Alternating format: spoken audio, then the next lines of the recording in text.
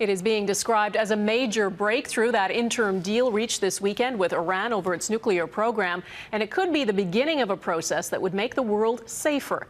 Until now, every time the world toughened sanctions on Iran, it responded by expanding its nuclear program. We were headed for a showdown. Now it seems there's some breathing room, but as Eric Sorensen reports, the hardest part is yet to come.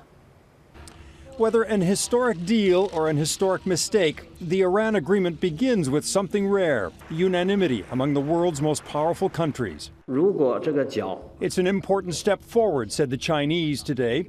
L'Iran s'engage. The French, reluctant a week ago, are now on side, and the British are for it. An agreement that halts and rolls back Iran's nuclear program should give us heart. The basic deal freezes Iran's nuclear program for 6 months in return for what Washington calls modest relief from economic sanctions. President Obama called Israel's prime minister Sunday, but Benjamin Netanyahu remains unhappy. It's a bad deal, he said today. Iran is laughing all the way to the bank. Israel's allies in Washington are also deeply skeptical. But the U.S. president said today tough talk alone does not make the world more secure.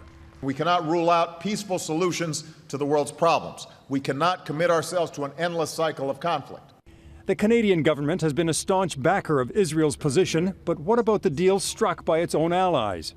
Will the Foreign Affairs Minister agree to work with our allies to make diplomacy work? With that, the minister softened his anti-Iran rhetoric today. We will support any reasonable measure that actually sees Iran takes concrete steps back from its nuclear program. This analyst says sanctions alone would not stop Iran's nuclear program, but a deal can do so.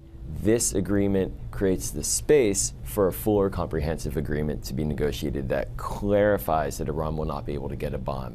It's a tough sell for Iran's President Rouhani at home, too. Hardliners want no nuclear concessions.